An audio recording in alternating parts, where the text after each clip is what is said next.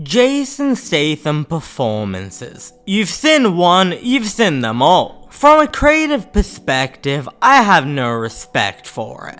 Acting is about playing different people, and Statham appears to play slightly tweaked variations of himself in each film. From a financial perspective, I admire the guy's ability to find a niche and consistently deliver for his fan base. From a personal perspective, I absolutely despise it, cause no one likes their time being wasted, yet that's what going to a Jason Statham movie is beginning to feel like. You pay to give 2 hours of your life, which you'll never get back, to watch a movie you've already seen before. A Working Man, directed by David Ayer, stars Jason Statham as yet another variant of Jason Statham. Whereas the Jason Statham we met in The Beekeeper was a beekeeper, the Jason Statham we meet here is a construction worker, and that's the extent of the distinguishing factors. When a group of human traffickers kidnap Jason Statham's boss's daughter, Statham must put his skills to use,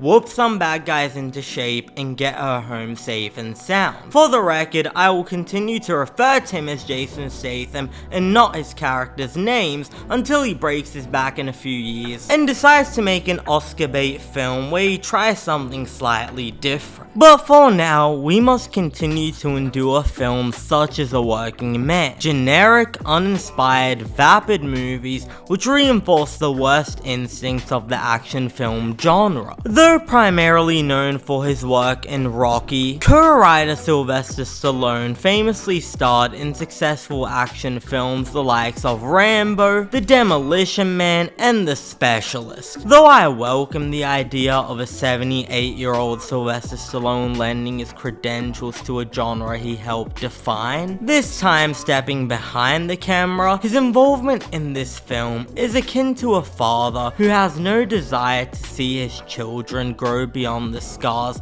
that define him. Stallone has no wish to see the genre evolve past the tropes present in the foundational works of action cinema, and no awareness of the fact that when his respective films featured such tropes in the 80s, they weren't as overused and bad for wear as they are today in the year of 2025, when we have 20 of these movies releasing each year. The path to emotion is through the heart and not the brain, a crucial fact which is lost on director David Ayer and star Jason Statham. Whether it's the embrace of Statham's daughter or the emotional breakdown that Statham's boss has over his missing daughter, the film presents situations which would appear emotional on paper, but in the ill-fitting hands of an actor as stiff as Statham, who appears less like a human being and more like an animated statue, such scenes fall flat, existing to fill an invisible quota instead of eliciting genuine emotion.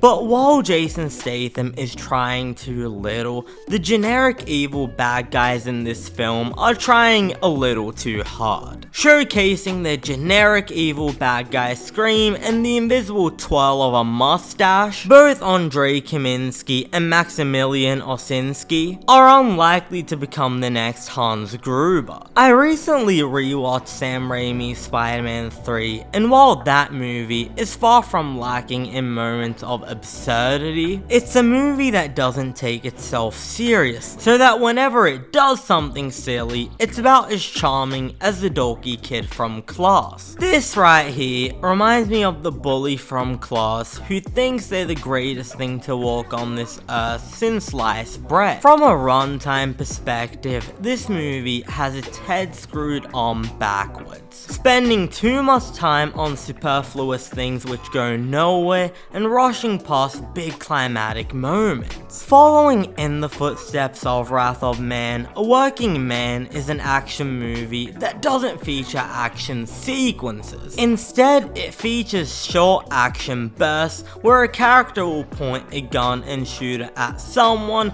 before the action scene ends. If you expect to get anything inventive like the over-the-top view action sequence in John Wick Chapter 4, think again. Now, from a technical standpoint, the movie is incredibly undercooked. You won't leave this movie humming a single tune. And when the movie attempts its own green David Fincher-esque lighting, it feels less like a well-paid homage, and instead feels like a film student downloaded some app that gives you Fight Club-esque lighting. As fans of cinema, we're often yearning for something more original, something that shies away from big brand IPs and well-established franchises. And though this movie is technically an adaptation of a 2014 novel by Chuck Dixon, no one's going into this movie to see that. And for the average person who doesn't check Wikipedia before or after they watch a movie, this is gonna feel like an original film. Except,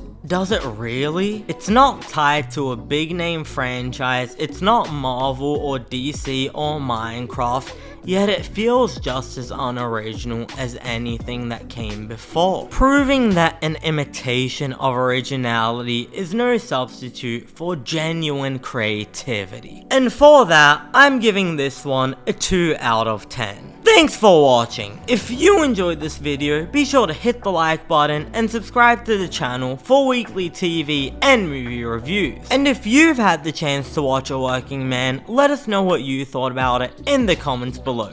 Did you like it? Did you hate it? Did you enjoy it more than the other movies where Jason Statham plays himself? Cause I can't say I quite did. I am Cinemike, and I'll see you next time.